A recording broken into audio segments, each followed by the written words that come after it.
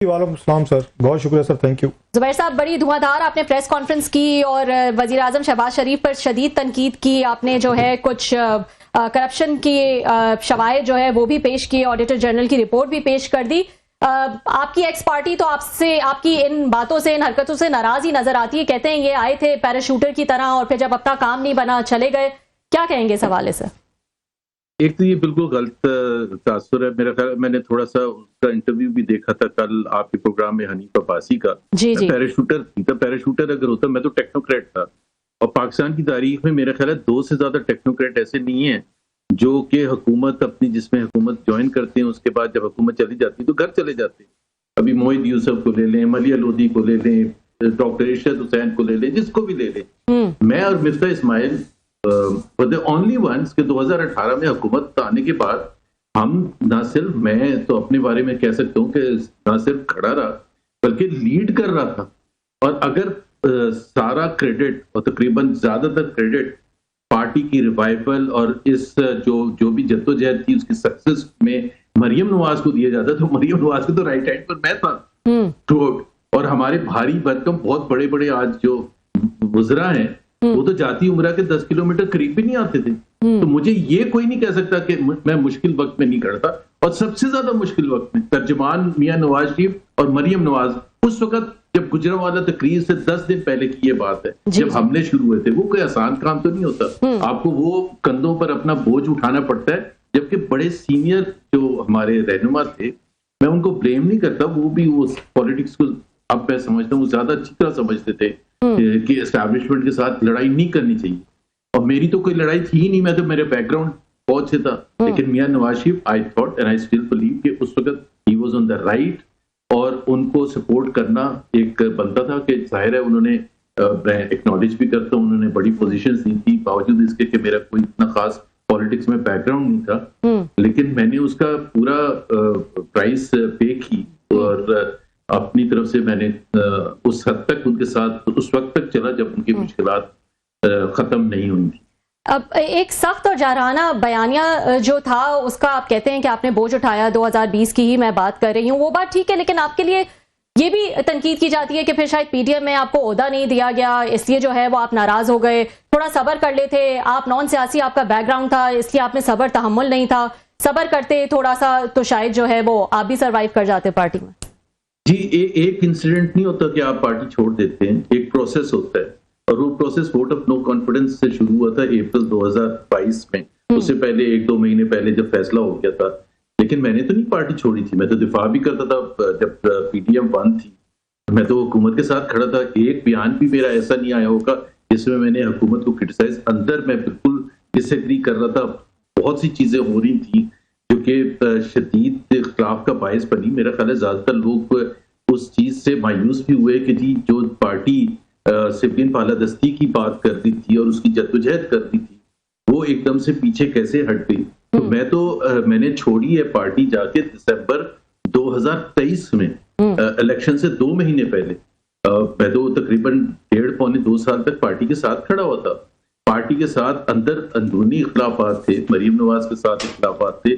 बाकी जो जब लोगों ने ये कहा कि जी वो अब हमारे लिए सबसे ज्यादा इंपॉर्टेंट पावर है और वो सिविलियन बालादस्ती, वोट को इज्जत दो, वो सारे जो है रिकॉर्ड कैसेट्स एक बक्से में बंद करके आपने पिंडी भिजवा दी, तो जाहिर सी बात है फिर आप किस बेसिस पर आप स्टैंड अप कर सकते हैं उस पार्टी के लिए। ये तो नहीं हो सकता कि जी, और मैंने तो बिल्कुल स्पेसिफिक रीजंस के लिए ज्वाइन की थी PMLN। जब उन्होंने वो अपने प्रिंसिपल्स, चाहे वो फॉरेन पॉलिसी के हवाले से थे, चाहे वो सिविल मिलिट्री रिलेशनशिप के हवाले से थे, चाहे वो इकोनॉमिक्स के हवाले से थे। क्योंकि मैं ये बता दूं रबिया आपको कि शहबाज शरीफ और Nawaz Sharif they just happen to be brothers. अगर वो भाई ना होते तो वो उनका कोई कॉमन एस्पेक्ट था ही नहीं पॉलिटिक्स में। और ये आज की बात नहीं, हमेशा से शहबाज शरीफ कभी भी कन्फ्रंटेशन नहीं चाहते थे फौज के साथ, कभी भी। और सिर्फ ये मैं ऊपर की बात नहीं कर रहा कि बाहर उनका ये थिंकिंग थी, वो अंदर बैठ के हमें कहते थे कि ना 93 में काकड़ फॉर्मूला होता, ना 99 में माशाल्लाह लगता, ना धरना होता, ना पनामा होता, ना डॉन लीक्स होता, ना तोड़ फोड़ होती पार्टी में अगर शहबाज शरीफ की बात उनके बड़े भाई मानते। लेकिन और ये बिल्कुल सबको पार्टी में आज भी सबको पता है कि 2 मुख्तलिफ ग्रुप थे, एक मुफाहमती ग्रुप था, एक मज़ामती ग्रुप था, और दोनों की बातचीत तक नहीं थी। ठीक जी जी, बहुत शुक्रिया आपका, आपने ज्वाइन किया सर हमें। आपने बड़ी अहम बात की है और इट्स फर्स्ट टाइम किसी ने इसको इस तरीके से फ्रेज करके पेश किया है। जो आपने कहा है कि अगर नवाज शरीफ साहब और शहबाज शरीफ साहब भाई ना होते तो ये एक दूसरे के साथ चल ही नहीं सकते थे, शायद बैठ भी नहीं सकते थे, इतने दे स्टैंड पोल अपार्ट। तो फिर 2022 में आखिर मियां नवाज शरीफ साहब को समझ आ गई कि उन्हें जो काम उनको काकड़ फार्मूले के वक्त करना चाहिए था 93 में, या इनको 99 में, या बाद में इनको जो ऑफर्स हुई 2017-16 में, उन्होंने जाके 2022 में, मतलब अगेन उनको 30 साल लग गए हैं ये समझने में नवाज शरीफ साहब को कि मेरी जगह ये बेहतर भाई है। मुझे नहीं पता उनको किस बात ने इन्फ्लुएंस किया था, बट ये जो सिलसिला ना रऊफ क्लासरा साहब ये शुरू 2022 में नहीं शुरू हुआ था, ये 2021 के मिड में शुरू हुआ था, बल्कि अप्रैल 2021 में to be more specific, because हमने अंदरूनी तौर पर वो नोटिस किया और हमें मना किया गया कि अब आप लोगों ने फौज के बारे में कोई बात नहीं करनी चाहिए। अब उस वक्त मरीम नवाज भी थोड़ी सी परेशान थी क्योंकि शहबाज शरीफ जेल से बाहर आए थे और शहबाज शरीफ का कहना ये था कि आप लोगों ने मुज़ाहमत करके देखी, अब मुझे मुफाहमत के थ्रू इसको आगे लेके जाने दिया जाए। उन्होंने कन्विंस किया मियां नवाज शरीफ को कि ही शुड बी गिवन। मुझे ये नहीं पता कि उनकी एस्टैब्लिशमेंट के साथ क्या बातचीत हो रही थी, बट ये जरूर हमें बहुत डांट टपट के कहा गया, जो भी कोई थोड़ा सा वो रेड लाइन क्रॉस करता था।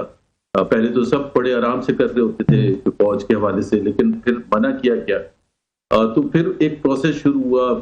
मतलब हमें कोई स्पेसिफिक चीजें नहीं पता थी, बट हमें ये पता था कि अब लीड कर रहे हैं शहबाज शरीफ तमाम चीजों को विद द एस्टैब्लिशमेंट, और उसका जाहिर है फिर हमने दिसंबर जनवरी 2022 में देखा कि जी वोट ऑफ नो कॉन्फिडेंस। और जब ये वोट ऑफ नो कॉन्फिडेंस की बात सबसे पहले मुझे भी बताई गई थी लंदन में मियां नवाज शरीफ ने, तो मेरा भी पॉइंट ऑफ व्यू ये था, जो पार्टी का पॉइंट ऑफ व्यू पब्लिक में था, कि हमें तो आपने ये बताया कि वोट ऑफ नो कॉन्फिडेंस बगैर फौज की सपोर्ट के हो ही नहीं सकता। बिल्कुल हमें बार बार कहा जाता था, और कई दफा हमारे से पब्लिक में आप या कोई और एंकर या कोई मीडिया वाले पूछे थे तो हम कहते थे नहीं, पाकिस्तान में तो हो ही नहीं सकता वोट ऑफ नो कॉन्फिडेंस अगर फौज आपके साथ ना हो। तो मैंने मियां साहब से ये पूछा था कि अब कैसे हम कर रहे हैं, मतलब बड़ा नेचुरल सा क्वेश्चन था, ये तो नहीं हम फौज की सपोर्ट लेके कर रहे। तो उन्होंने कहा कुछ तो कॉम्प्रोमाइज करना पड़ेगा। कुछ तो कॉम्प्रोमाइज का मतलब ये नहीं होता कि आप फिर अपनी मर्जी से हर फैसला करेंगे। फिर फैसला साजी उनके पास चली गई थी, और जो आज तक वो बढ़ती चली जा रही है, आज तो टोटली बहुत कम लोग होते हैं, बहुत कम लोग होते हैं जुबैर साहब, पाकिस्तान के लिए अच्छा से बहुत कम लोग होते हैं जो इस तरह के कोई उस पे कन्विक्शन पे या कोई अपने मॉरल्स पे वटेवर। पाकिस्तानी सियासत में अब ये चीजें बड़ी अजीब सी लगती हैं कि जो अगर किसी से आके एग्री नहीं करते उनके बयाने से या उनके पॉइंट ऑफ व्यू से क्विट कर जाते हैं, साइड पे हो जाते हैं। अदरवाइज आप मतलब बहुत सारा दुनिया में हम ये भी देखें, तर्जमान जो होते हैं फेयर एनफ के जनाब, ठीक है पार्टी पॉलिसी बदल गई है तो हम उसके साथ हम भी बदल जाते हैं। अगर पार्टी की लाइन बदल गई, हमने तो उनका आके मौकिफ को लोगों के सामने रखना होता है, जो आपका मेरा ख्याल है मेन काम भी था। बट एनीवे सर, आपने तो उनको वो किया, क्विट किया। एक चीज मुझे बताइएगा सर कि अगेन किसके साथ ये प्रॉब्लम है? रात हनीफा भाई साहब से मैंने पूछा था, क्योंकि आप इसको छोड़ के गए हैं, so you are in a better position to reply. इस पार्टी में बड़े बड़े लोग आए सर, चौधरी निसार अली खान साहब थे, जवेद हाशमी साहब थे, शाहिद खकाना भाई साहब थे, मिफ्ता साहब थे, आप हैं, मेहताब भाई साहब हैं। क्या वजह है, क्यों छोड़ जाते हैं सर इतने सारे? मतलब एक लॉन्ग आपकी पॉलिटिकल इन्वेस्टमेंट होती है, मुश्किलें आपने भी देखी, हमने देखा 2020 में आपके खिलाफ ट्रोलिंग हुई, स्कैंडल बनाए गए, आपको टारगेट किया गया, मैनी बैड थिंग्स हैपन, आपकी फैमिली को थ्रेट किया गया, आपकी फैमिली के साथ जरा बच्चे सारे लोग अफेक्ट होते हैं। तो फिर क्यों एकदम इतनी सारी मेहनत के बाद दानियाल अजीज साहब थे वो छोड़ गए, उन 5 साल उन्होंने भी भुगत ली थी सर। तो क्या वजह है, जब पावर में आने का टाइम आता है तो आप लोग साइड पे हो जाते हैं सर? क्लासा साहब, एक चीज तो बड़ी सिंपल सी है पॉलिटिकल पार्टीज में। मैं एक चीज बता दूं कि मियां नवाज शरीफ की मैं तारीफ करूंगा कि मुझे शुरू में ये कहा गया था, जब मैंने नया ज्वाइन किया था, कुछ महीने हुए थे, तो मैं बात करता था, डिसएग्री करता था, अपनी बात पर फोकस ज्यादा वजन डालता था कि नहीं जी ऐसे नहीं, ऐसे करना चाहिए। तो मुझे कहा गया कि यार आप पॉलिटिक्स में ना लीडरशिप, ये कोई आईपीएम नहीं है, कॉर्पोरेट कंपनी नहीं है, यहाँ आपको लीडर्स की बात मानना पड़ती है। तो मैंने कहा कि मैं बिल्कुल इज्जत के साथ उनकी बात मानूंगा, लेकिन लॉजिक देना, आर्ग्यू करना, तो वो सुनते भी थे।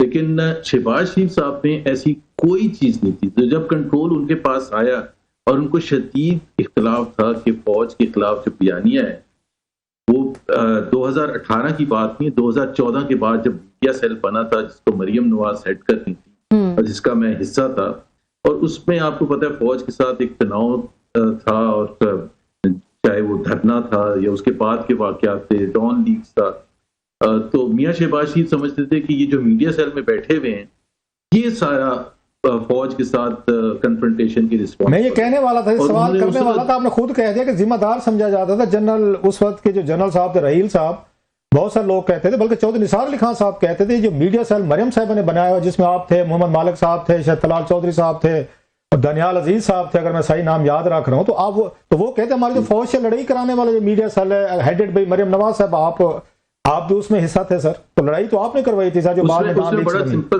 उसमें बड़ा सिंपल था। मैंने उस वक्त भी उनको कहा था जब PMLN की हुकूमत थी और लाहौर में मैं अकेला शहबाज शरीफ के पास था, तो उन्होंने कहा यू आर रिस्पॉन्सिबल। अच्छा, हमने तो आपको इसलिए हुकूमत में लिया था कि आप फौज के साथ ताल्लुकात अच्छे रखें। तो मैंने कहा कि जी मैंने कोई ऐसा काम नहीं किया जो मियां नवाज शरीफ की मर्जी के बगैर। तो आपका जो कंसर्न है वो मियां नवाज शरीफ से आप बैठ के डिस्कस करें, आप हमें नीचे नहीं, आपको कमजोर आप लगे थे, ये बात मतलब कमजोर आप लगे थे इस पूरे इसमें जो पैनल मैंने बताया। मरियम नवाज साहब भतीजी को नहीं कहा उन्होंने शहबाज शरीफ साहब ने कि आपका कसूर है, क्योंकि she was the head of media cell, आप तो नहीं थे, बल्कि आपके बारे में मुझे ये पता चला था कि आप उनमें ख्याल चंद लोगों में से एक दो थे, ज्यादा चंद तो थे नहीं, जो मरियम नवाज साहबा को उनके मिजाज और मूड के अगेंस्ट जाके मशवरे देते थे और बड़े रैशनल बुनियादों पर देते। पहले भी बात मैं कह चुका हूँ किसी शो में, आप तो उनके मतलब खुशामद नहीं करते थे, मुझे किसी ने आपके पार्टिसिपेंट ने बताई थी सर। तो उन्होंने मरियम साहबा को नहीं कहा अपनी भतीजी को, आपको उन्होंने कहा कि आप जिम्मेदार हैं। मरियम को उन्होंने अगर कहा होगा तो मुझे नहीं पता कहा था या नहीं कहा था। देखें उसके बाद वो तनाव बढ़ता चला गया था, और ये मैं बिल्कुल आपको बिल्कुल रिलायबल एक बात बता रहा हूँ कि 2018 के बाद बिल्कुल बातचीत बंद हो गई। शहबाज शरीफ साहब कुछ अरसे जेल चले गए, मरियम भी जेल चली गई थी, फिर वो बाहर आ गई, फिर उन्होंने एक मज़ामती बयानिया लीड करना शुरू किया। हम उनके साथ थे, पंजाब के दौरों पर थे, और ये वहाँ बड़ा सख्त उनका होता था मरियम नवाज का। तो नॉट ओनली शहबाज शरीफ की तरफ से मैसेजिंग जो आती थी, सुलेमान शहबाज मैसेज करते थे कि जी मरियम बाजी को आप समझाएं। मतलब मुझे कहते, मैंने कहा यार आप मुझे क्यों कह रहे हैं, आप उनसे डायरेक्टली क्यों नहीं बात करते हैं? But she is taking the lead, and by the way वो जो भी कर रही है वो अपने वालिद साहब की मर्जी से कर रही है, वो कर ही नहीं सकती, कोई वो एक कदम नहीं उठा सकती।